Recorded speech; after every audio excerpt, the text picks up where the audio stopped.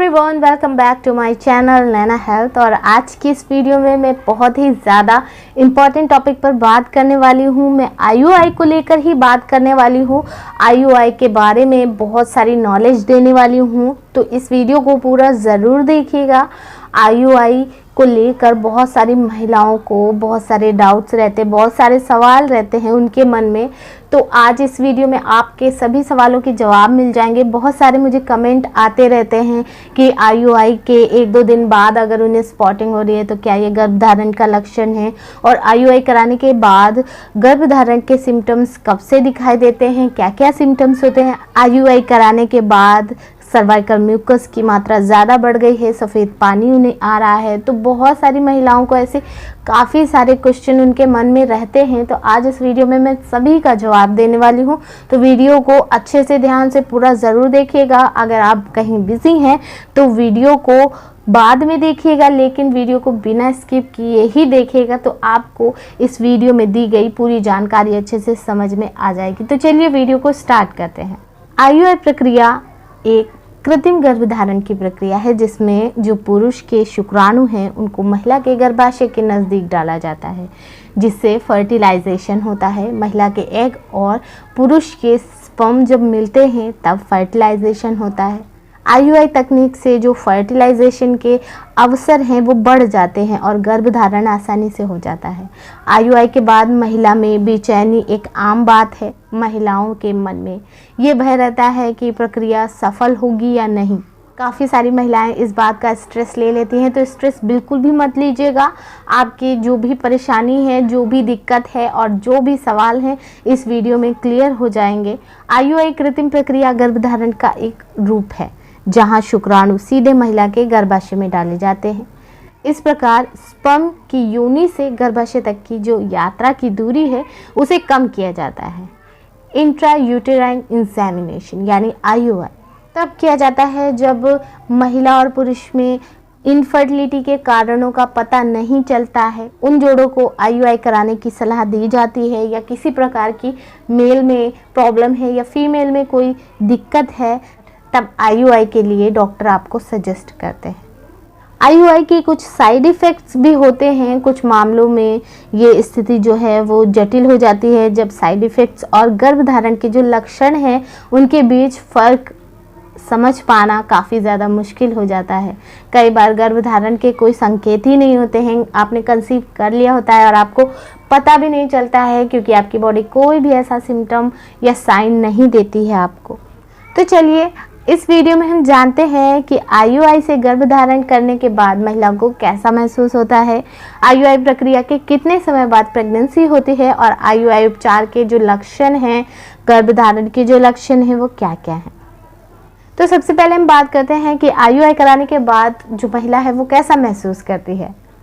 IUI जो है वो एक सरल और सुविधाजनक प्रक्रिया है। इस प्रक्रिया के कारण कई सारे शारीरिक बदलाव होते हैं। आईयूआई के बाद एक महिला क्या क्या महसूस करती है उसके बारे में हम आगे जानते हैं। पहले वजाइनल डिस्चार्ज। आईयूआई कराने के बाद महिला के जो योनि से स्राव हो सकता है, इसमें घबराने की कोई बात नहीं है, क्योंकि ये रिसाव जो है ये सर्वाइकल म्यूकस होता है। मैंने अपनी वीडियोस में बहुत सारे कमेंट्स ऐसे देखे हैं जहाँ पर महिलाएं ये पूछती हैं कि मैम मैंने आईयूआई कराया है, आईयूआई कराने के बाद से मुझे बहुत ज़्यादा वजाइनल डिस्चार्ज हो रहा है। तो ये नॉर्मल है, इससे परेशान होने की ज़रूरत नहीं है। सेकेंड है ब्रेस्ट टेंडरनेस। आईयूआई के बाद कुछ महिलाओं के स्तनों में नरमी आ जाती है। आमतौर पर ये प्रजनन क्षमता को बढ़ाने वाली जो दवाइयाँ दी जाती हैं उनके साइड इफ़ेक्ट्स होते हैं, तो इससे भी आपको ज़्यादा घबराने की ज़रूरत नहीं है, जब तक ये सब चीज़ें आप सहन कर सकती हैं। अगर बहुत ज़्यादा दिक्कत हो जाती है तो उस स्थिति में आपको अपने डॉक्टर से ज़रूर मिलना चाहिए। थर्ड है स्पॉटिंग। कुछ महिलाओं को आईयूआई कराने के बाद खून के धब्बे दिखाई दे सकते हैं, ये नॉर्मल है। बहुत सारी महिलाएं मुझे ये कमेंट करती हैं मैम मैंने आईयूआई कराया है तो 1-2 दिन के बाद से मुझे स्पॉटिंग हो रही है। तो ये आपके गर्भधारण के लक्षण नहीं होते हैं। आप ये गलत फहमी में मत रहिए कि आपको 1-2 दिन के बाद ही या 3-4 दिन के बाद ही गर्भधारण के जो लक्षण हैं वो नज़र आने लगेंगे। गर्भधारण इतनी जल्दी होता ही नहीं है, चाहे आप आईयूआई प्रक्रिया से गर्भधारण कर रहे हों या फिर प्राकृतिक रूप से गर्भधारण कर रहे हों। ये जो स्पॉटिंग है, कभी कभी ये जो कैथेटर वजाइना में इंसर्ट किया जाता है उसकी वजह से भी स्पॉटिंग हो जाती है। तो इससे परेशान मत होइएगा और ना ही इस स्पॉटिंग को ये समझिएगा कि आपने गर्भधारण कर लिया है। फोर्थ है ऐंठन और बेचैनी। IUI कराने के बाद शरीर में ऐंठन और बेचैनी एक आम बात है। ऐसे में थोड़ा आराम करने के बाद महिला को धीरे धीरे बेहतर महसूस होने लगता है। इसके अलावा जो डॉक्टर आपके हैं वो आपको ऐंठन और बेचैनी को कम करने के लिए कुछ दवाइयाँ भी दे सकते हैं। फिफ्थ है सीवियर पेन, तेज़ यानी तीव्र दर्द।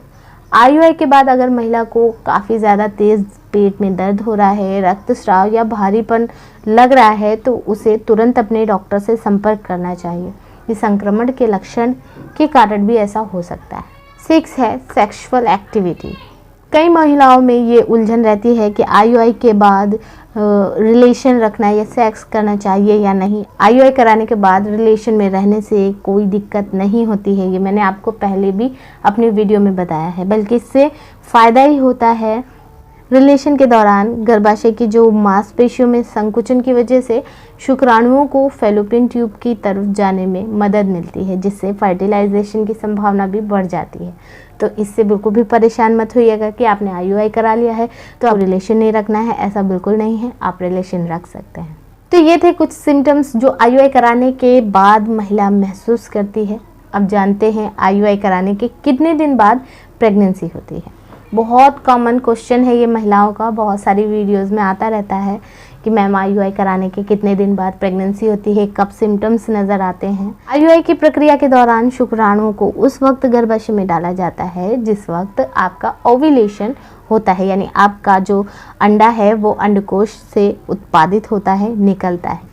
अंडाशय में अंडे का निर्माण बढ़ाने के लिए दवाइयाँ भी दी जाती हैं, जिसके लिए डॉक्टर ओव्यूलेशन पीरियड कैलकुलेटर या कैलेंडर की भी हेल्प लेते हैं। जिन महिलाओं के पीरियड्स जो हैं वो रेगुलर रहते हैं उनके प्राकृतिक चक्र को ध्यान में रखते हुए शुक्राणुओं को गर्भाशय में डाला जाता है। अंडे का फर्टिलाइजेशन फैलोपियन ट्यूब में होता है। इसके बाद फर्टिलाइज्ड जो एग है वो फैलोपियन ट्यूब से गर्भाशय तक जाता है। इस दौरान अंडे में परिवर्तन होते हैं, चेंजेस होते हैं और ये ब्लास्टोसिस्ट में चेंज हो जाता है।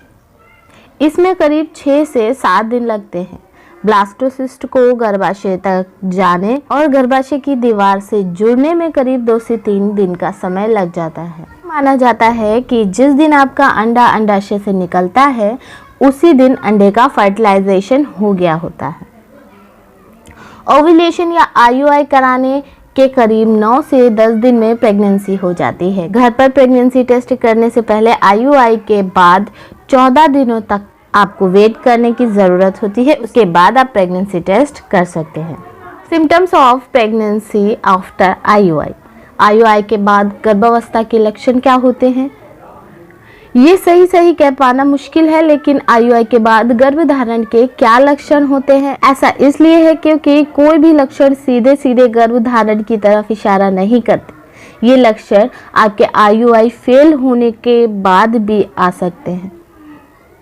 कुछ महिलाओं में गर्भधारण बिना किसी लक्षण, बिना किसी सिम्टम के ही हो जाता है, उन्हें पता भी नहीं चलता कि वो गर्भधारण कर चुकी हैं, जबकि कुछ महिलाओं को कुछ लक्षण दिखाई देते हैं जो कि इस प्रकार से हैं। पहला है इम्प्लांटेशन ब्लीडिंग या स्पॉटिंग। जैसे ही ब्लास्टोसिस्ट गर्भाशय की दीवार से जुड़ता है वहां से कुछ सेल्स हट जाते हैं।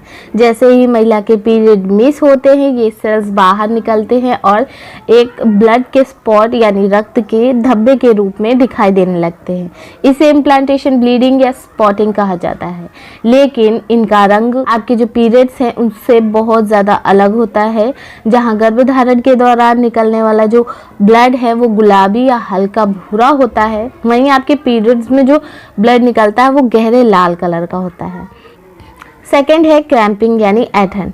ऐंठन ये गर्भधारण का सबसे महत्वपूर्ण लक्षण होता है, मगर ये IUI से कंसीव करने वाली मात्र 30 में से 35% महिलाओं में ही देखी जाती है।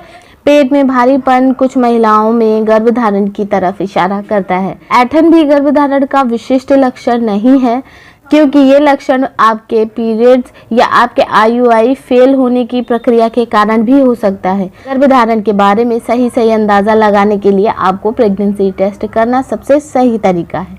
गर्भावस्था परीक्षण या प्रेगनेंसी टेस्ट आपको 14 दिन बाद ही करना चाहिए, नहीं तो ये आपको गलत रिजल्ट भी दे सकते हैं। डिले और मिस्ड पीरियड यानी पीरियड्स में देरी होना। अगर पीरियड्स रेगुलर हैं तो पीरियड मिस होना प्रेग्नेंट होने की तरफ एक बड़ा संकेत है, जबकि बीच में स्पॉटिंग या लाइट ब्लीडिंग भी हो सकती है। इसके बारे में आपको फिक्र करने की ज़रूरत नहीं है।